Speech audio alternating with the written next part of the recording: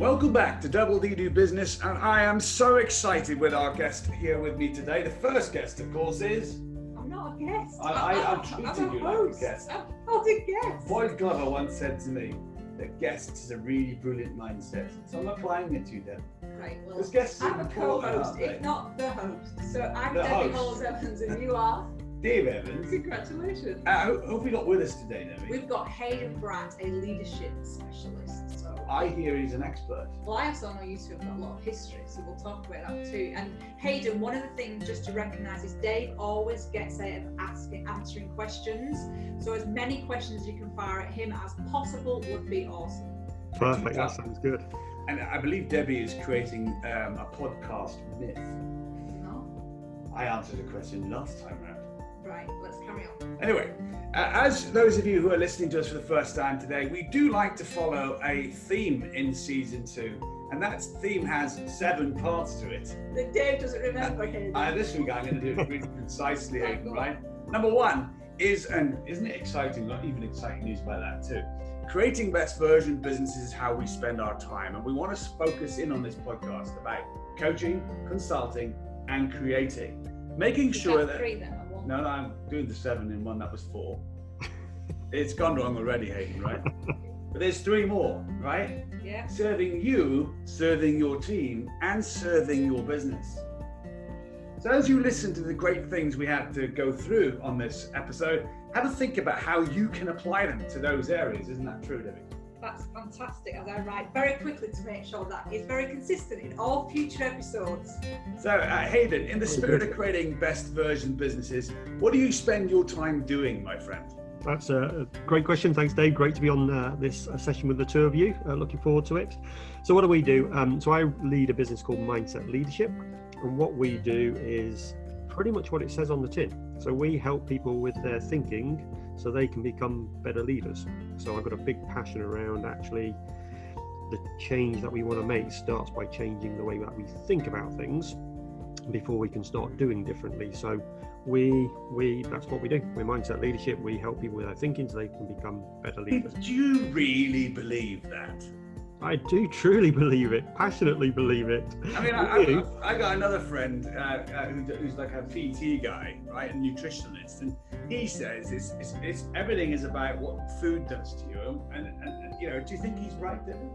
What? Everything starts with thought. Everything. Really? Yes, everything starts with thought. You're just being pedantic now. There's just no it's actually very unattractive. Now just well, just as well we don't run podcasts to be attractive. Although best version self might be an improvement for me. Anyway, the point is, Debbie, is that I actually do absolutely agree with Hayden. And I'm surprised at how many people aren't aware that everything about who you are starts inside your head, doesn't it? Absolutely. Yeah. Hayden, can you think of maybe in your career, one of your favourite examples of someone who's taken a hold of this, and as you know, what happened next? Yeah, definitely. So there was a guy who I remember the story. So the guy's name is Tom. He was on a leadership program that I was running for a business that we worked with, and he came into the first session with one of those very typical arms folded, come on, external consultant guy, what can you teach me about my world? So in marketing, very, very resistant. And we started off the first session and we were talking about kind of yourself and understanding your inner self, and he found that a little bit tricky to get hold of. But by the end of session 2, so I tend to drop in a lot of my own reading and learning as examples of things that people can pick up with, not from a I know more than you do point of view, but just actually if you're interested in this stuff, there's some great examples of things you can read. By the end of session 2, we shifted his mindset to the point that he came to me personally at the end of session 2 and asked me for my best recommendations around things that he should go and learn. So he shifted from being completely resistant to learning to actually, no, this is all good stuff, and I'm embracing this. And seeing that shift within what was 2 days of an ongoing leadership program, and then throughout he kept coming up to me at the start of the next one saying, this is what I've learned, this is what the book I've read, and have you read this book? So he was giving me titles. So this complete shift, and it completely changed his his whole physiology, his way of behaving in the group itself, his relationships with the other group members, just because of this one simple shift of actually embracing the fact that I can learn and I can develop this kind of growth mindset attribute of being open to new ideas. And that was a real tangible example for me of how you can help people shift that dynamic.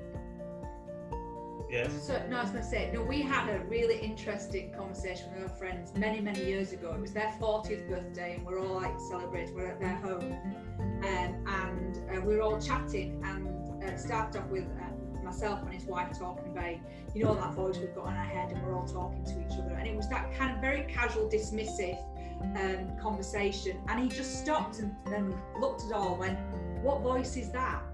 And it was one of the most incredible moments for me, particularly as he had never associated that ability of inner voice and inner self to actually had a direct correlation to how he behaved, how he connected, how he actually did things. And afterwards, he did say to us several months later, going, "I really wish you'd not told me about this inner voice, and now I recognise it all the time." But it's really interesting that if we're in an environment where it isn't discussed or it isn't raised to an awareness of actually this is a benefit rather than a negative, because we know, particularly around mental health and things like that, how we self-talk is our leverage of success ultimately, because if we talk negatively, and I think the bit for me, I might have Debbie Grant in a moment actually. Before you do that, that's great. But I think it's what you're saying is that ability to shift change of, one is recognition that actually I can do this. Yeah. Two, particularly in business, I think it's most people are either scared or they just can't be bothered because it's quite comfortable doing what they've always done. And then they get curious, and I think curiosity is the bit that most people have lost, because as adults we can get very grey, which is funny because I'm wearing grey. But on the note of ranting, I don't think you're allowed to self-announce them. What do you mean? You see, when you rant, you can't self-announce your rant. I think I'm going to have a rant in a minute. I don't think you just have the noise is the anchor, right? So when we hear your anchor, we should be bracing our seatbelts, going, "Oh, here we go." You did. I think in your example, Hayden, you did a better job than me. I remember years ago, someone we all know. Let's talk about who it is by name. Gary Strickland. Gary Strickland came to see us in a workshop one day, and he came along to the glass doors of a suite where I was the coach, and he said the following sentence: "I'm here for this blinking rubbish course." And I gave him a giant marker pen. I said, "I think you'll find it's 2 floors down." He goes down these steps to these 2 floors down to another suite, to where he gets told by the person who was running that suite, "No, it's back up where it was." So on his return, I asked him, "Did you bring a different mindset with you this time? I hope you have." And he just looked there completely stunned at me. So you clearly did a much better job than me. Of course, we were agitating the leadership in that particular business. So that's why anything we did was like that. But I guess that power of thought change though, Debbie, who's your favourite? What? Thought change that you've seen? Because I think yours has been pretty remarkable. Well, I wouldn't say it's my favourite. I mean, I think what we have to be aware of is anybody who goes through, because I'm sure you've got lots of examples, it's very uncomfortable. Any self-discovery and any self-awareness is uncomfortable, and as humans, why would I make myself uncomfortable? So I think for me it's been a long process and it's still carrying on, and it's nice to come out the other side, but I actually do think that it's important that we understand that it's not happy clappy, it's not psycho bubble, a babble, this is real stuff where, and I actually do think social media is psycho bubble an actual thing? I said babble, I know you did, but is it, do you know if it's a thing? Can you imagine? Well, because the thing about it, psycho, that's not good on its own as a word. Psycho is the type of word that has to be bolted to something for it to be dialed down. If you're in a bubble that's psycho, that's not good, is it? It's definitely not good. That's the wrong type of thoughts, isn't it? Just so I know it's a tangent, Debbie. It's a tangent because I've completely lost mine. Hayden, I believe you'll have an event coming up in March. Is that true? We do, yeah. So what is it? What is it? So we are running Micro Leadership Live. So Micro Leadership is the book that I wrote in 2018, which is all about the micro choices, the small changes we make to become even better as leaders. So rather than the golden bullet that everybody's seeking for, coming back to Debbie's just point about how uncomfortable it can be, but it's recognizing the small shifts we can make. So we've decided to take that content and bring it to the market in a live environment where they can come and experience micro leadership, learn about the 6 habits of the micro leaders, which is what we've developed through the research we've done, and with me, the author, go through that content and explore their own leadership from the perspective of these 6 habits. And they also get a personalized micro assessment, which is an evaluator of how well they do against the 6 habits. So it creates that awareness we talked about. Yeah. Actually, how do we build that awareness of how am I doing against these 6 specific attributes? Is the assessment actually tiny? It is. It's a tiny small paper.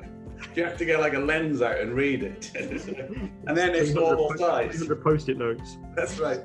Now, sorry, Eddie. Where can we buy your book? Where's your book available for listeners to source and seek out? So you can get that on Amazon. So that's where we distribute micro leadership. So just look for Micro Leadership by Hayden Bratt on Amazon and you'll find it. I will put that in the titles at the end, Debbie. Yes, I will do. You will. So Hayden, where from your skills and your knowledge and your experience, what moved you into the focus of micro leadership? So I was which is where I first started working with you guys, actually, as to this kind of realization that actually there was more that I wanted to get involved in and do. And as I started to look around, we often talk about organizations as this kind of third party big entity, and people talk about, oh, the organization does that, the organization does this. But the more I started to work with leaders and coaches and to understand different dynamics, it came down to every single business on the planet, no matter how technologically advanced it is, all exists because of the individual interactions between you and another person in any one moment. So even if you're a CEO of a FTSE 250 massive organization, it's the individual interactions between you and your board members that will determine whether your vision, your strategy comes to reality, and the interactions that they then have with the people who they're related to. So that's what really got me onto this thought around this micro bit. You can take this macro concept, but it only lives and breathes through my ability to influence or interact with the person next to me. And it's in those little moments, those individual conversations, that we build strategy, we build change, we build the new vision and the new future that we're looking for. Because if you can't get those individual interactions right, you're never going to land your strategy or your change. So that was the concept, and the subline for the book is that the undeniable power of tiny interactions to create enormous results. And it's the whole concept of marginal gains, small individual changes that we can make if we repeat consistently, time after time, day after day, leads to the big outcomes that you're looking for. I love it. How would you assess our micro leadership today?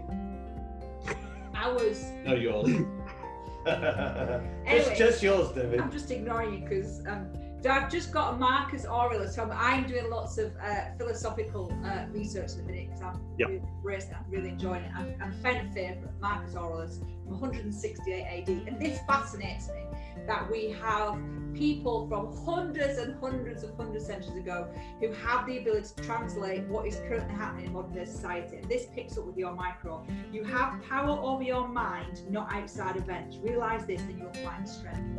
And the ability to communicate effectively with other people is one we have to understand ourselves first before we can do that, because our messages get so discombobulated and messed up and misinterpreted by ourselves first before we even get to have those conversations. That's really I heard a really interesting, I was listening to a podcast a few weeks ago from a guy called Oscar Trimboli, talk about listening, and one of the stats he gave 3 numbers, which was 125, 400 and 900. So 125 is the average number of words we can express in a minute.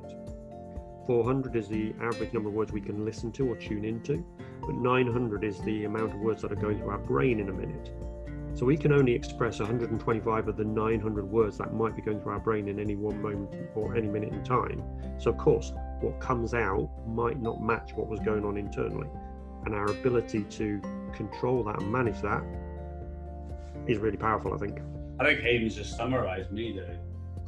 Really? Yeah. I'm not quite certain. That's my new excuse. No, you have 9 words to start with, Dave. Yeah. And then you actually go backwards to 125 that were originally in your head.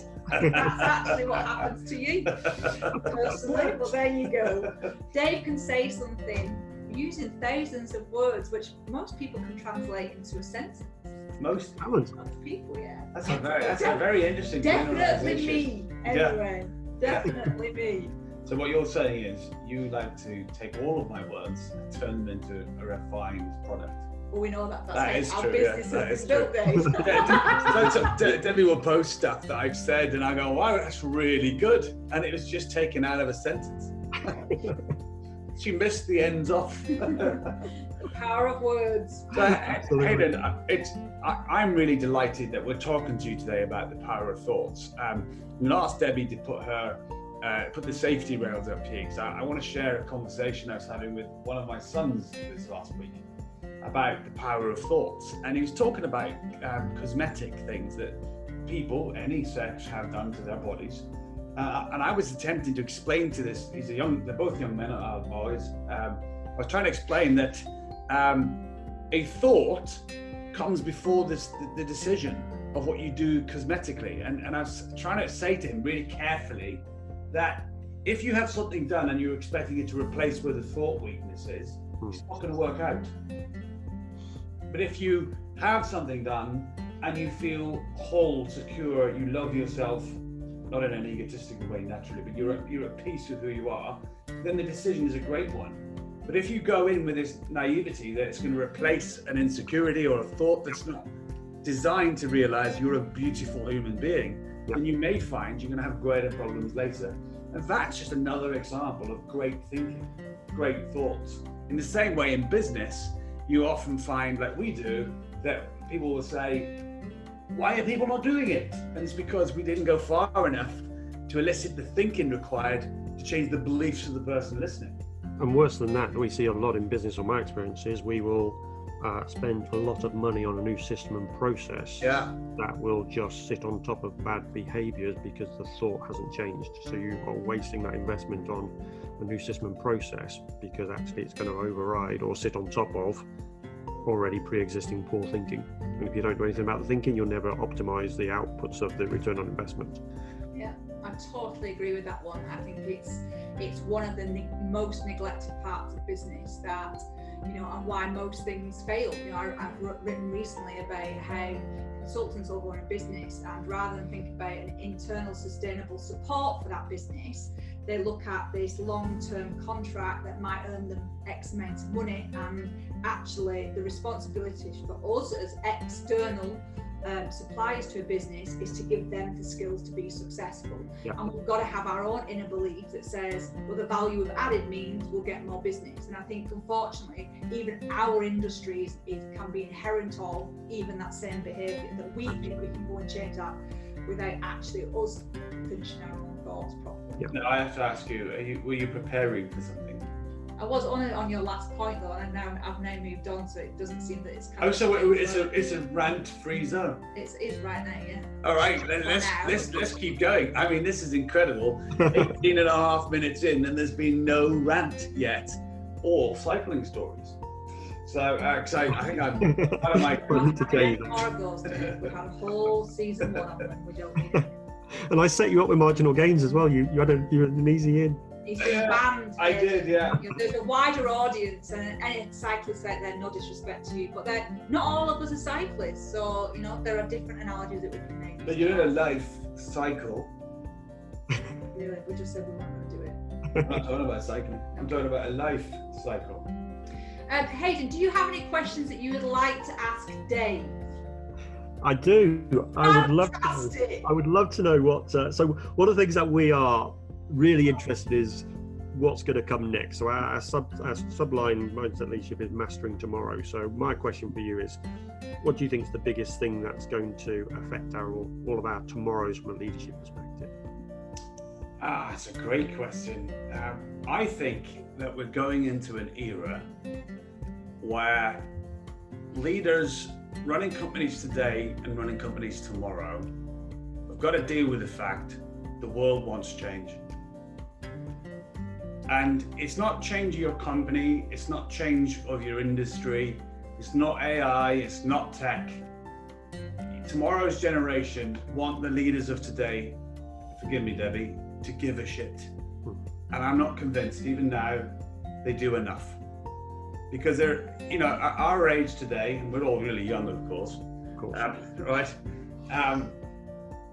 There are decisions that we could make next year we might not be affected by anymore.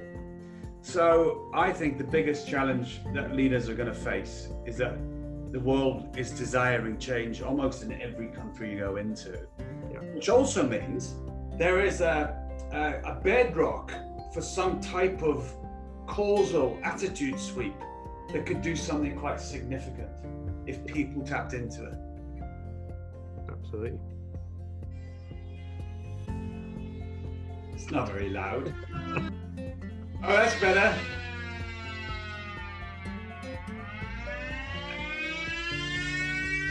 Activate the rant. Okay, here goes. Yes, so, mastering our tomorrows. Absolutely love the terminology. This is my challenge to society right now. To master our tomorrows, we have got to get rid of labelling people. Sorry, it went off again. We've got to get over and do the shift change of labelling people. People are not snowflakes, millennials. We are different generations, human to human, and we are missing the whole point and the opportunity. The change that is happening right now is, for me, hugely exciting. We have got a generation of workforce that is the most powerful it has been pretty much since the Industrial Revolution. And for me, and this is the bit I get really impassioned about, is the fact is if we continue to label people, we limit. And as humans, going back to our discomfort and comfort necessity requirements, we will conform to a label. We will allow ourselves to fit into this box because it's so much easier to deal with. And actually what we're doing by doing that is enhancing poor behaviours, poor language, poor interaction. And actually we are allowing that to happen. As a generation, we should be saying, one, remove the ego. Should never be ego in business. It's ridiculous. And there is a historical generation element that says, I have got all this knowledge, therefore I am better than you. No, it doesn't. We are now in a society where technology, we've got 3 grandchildren and our grandchildren are going to surpass us on technology usage and interaction. Therefore, we should be learning from them. And what we should be doing is embracing the people that have got years of experience in industry and bringing them back into the workplace to say, right, what can we do? How do we bring this together? And I think that to me is mastering our tomorrows. Remove the labels and work together. And for God's sakes, be freaking nice. I don't get it. I don't get the let's treat each other like SHIT. Like Dave doesn't normally swear, it's normally me that swears like a treat. But I think that to me is my rant is now dissipating slowly. Love it, because that's one of the things we talk about in micro leadership is we refuse to use the phrase millennial, centennial. We talk about multi-generational teams. Yeah, it's the just first time ever we got 5 generations in the workplace. First time ever. You're absolutely spot on, Hayden, and it's remove them. But it's both sides. Oh, yes. So everybody. Everybody has to do it. Every human has to do it. Because I'm not interested if you're 20. I remember years ago hearing a leadership truth. I think it was from Zig Ziglar who said this originally, that you build leadership on potential, not on length of service. Back in the day, that was considered to be revolutionary, right? We now know it isn't. But it's a tested principle that's true to this day.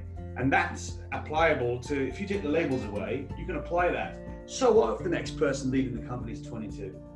Totally agree. Right? What if they are the best equipped person in the universe to do it? You know, I can't wait to see political parties around the world starting to recruit people much, much younger to do much bigger jobs who will care more about the world we're part of than we ever can, because we are all a product of the current system. Anyway, Hayden, let's come back to you. There you go. That was my little rant. I'm delighted that you feel the same, because it is. I'm really, I'm focused on that, because I think as a human, and even as as I've kind of grown and developed, I love getting older. I think it's one of the best things that can happen to you in your whole life, because the ability to have different perspectives, different interactions, learn different cultures, learn different languages, embrace all the things that humans are, and all those foibles and the things that we F up, and all of those things are, to me, the better parts of humanity rather than the stuff that we focus on. So I was listening to this podcast on Saturday. It was Colin O'Brady, who was the first guy to walk across the Antarctic unaided. And he said this, and it was really profound. He said, if you imagine like all life's experience from a 0 to a 10 on a scale, so 0 is the worst, the shittiest, excuse my language, part of humanity, and then 10 is those most brilliant days, those brilliant moments. Most people exist their life somewhere between a 4 and a 6. They are so scared of the 0 that they take everything out, every risk out of their life to avoid the 0, which automatically means that you're missing out on the 7 to the 10. And that really resonated with me, because that was part of my journey. Is I was living a life where I was absolutely in that 4 to 6 zone of playing it safe, being, you used grey earlier. I think I was once called the grey man because I really didn't show my true colours ever, and actually that was so limiting. So actually being willing to step outside of that zone, knowing that you're going to risk a 0, you're going to risk those really bad days where things are pretty horrible, so you can experience the 10s of the absolute peaks of human emotion. And that was really profound on Saturday on that